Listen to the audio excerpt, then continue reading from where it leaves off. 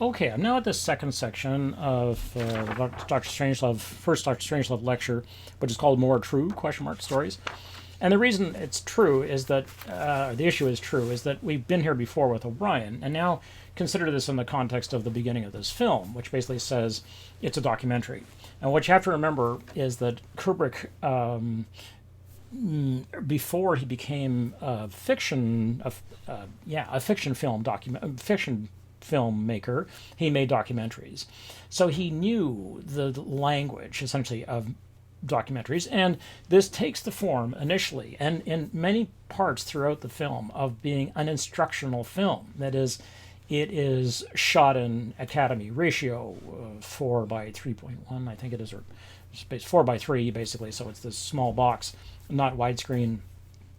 It's black and white.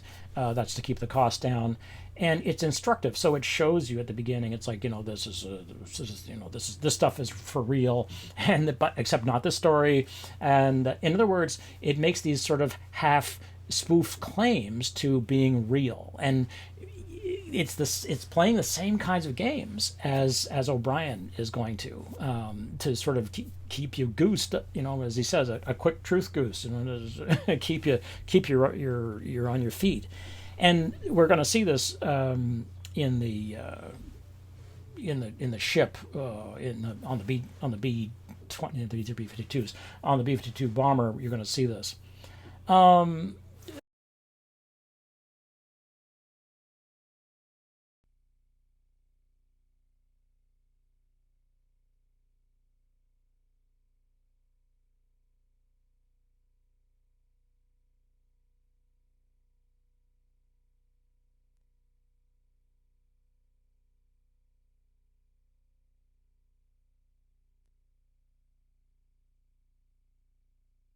Because what it does mean is that we are depending on computers and radars and other technologies to tell us when we should start a nuclear war.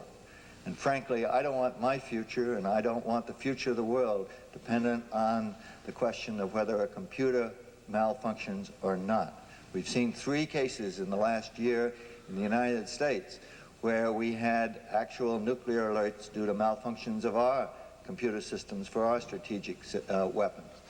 So again, even if we handle the accidental part of this race, what we are doing is increasing the likelihood that in any time of crisis, somebody will actually pull the trigger and launch these tremendous forces.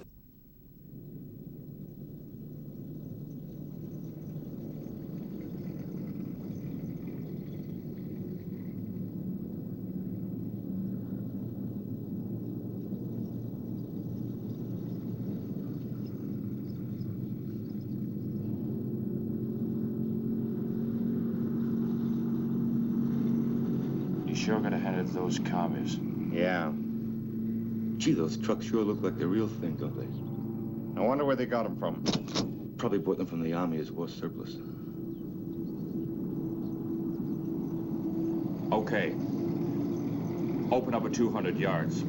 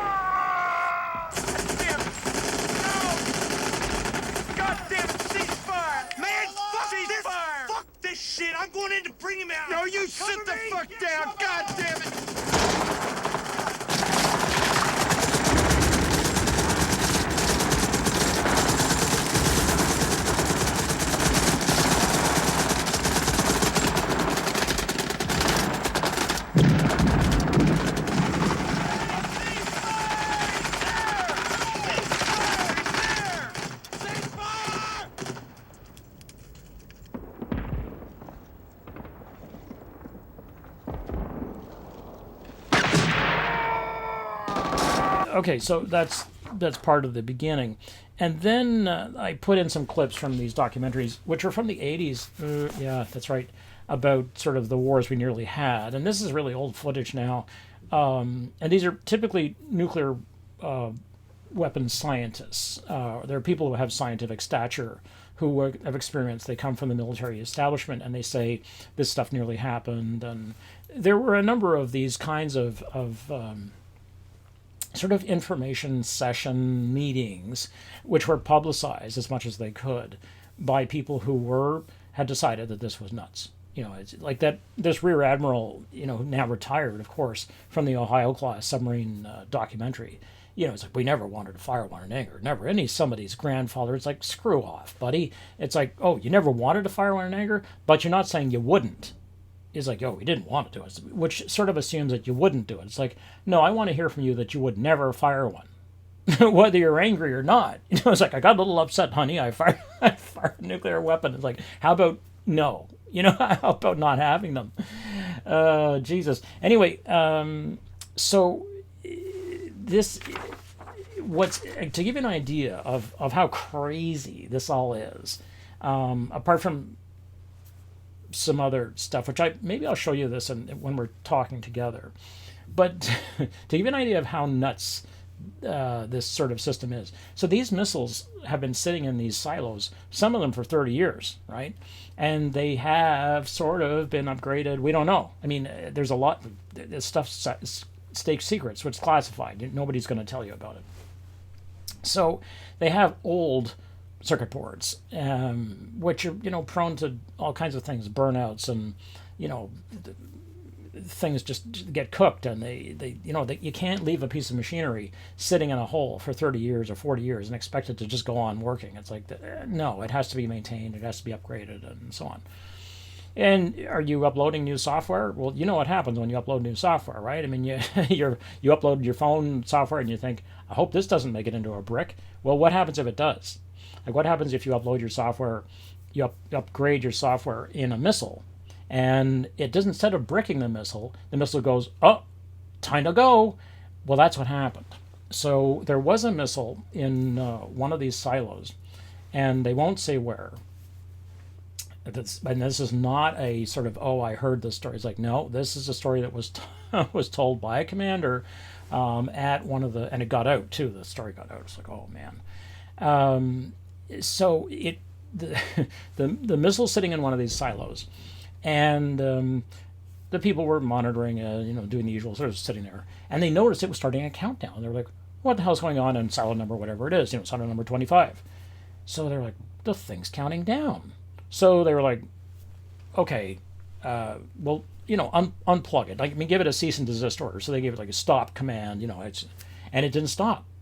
So like, all right, so something's burned out, right? Or there's some circuit has, the circuit is closed, and you don't know where it is. And there's thousands of miles of circuitry in these devices. These are extremely complex, big. It's not like it comes down to one circuit that they always show you in a movie. It's like, no, the thing is wrapped in.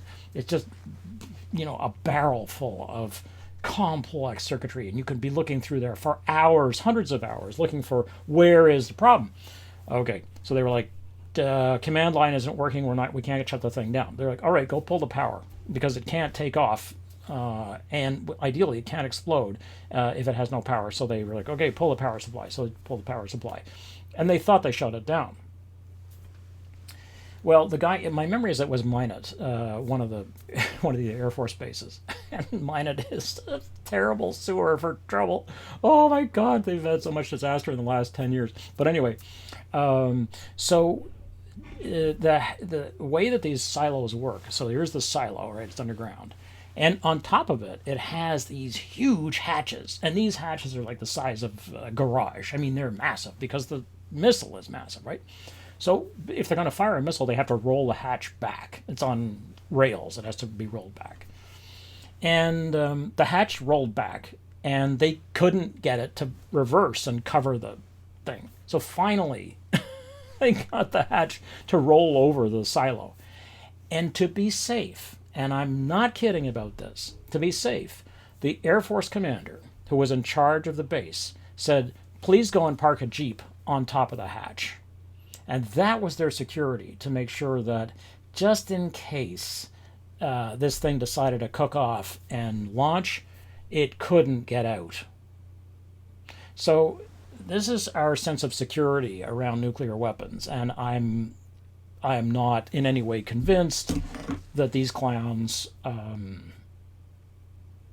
no.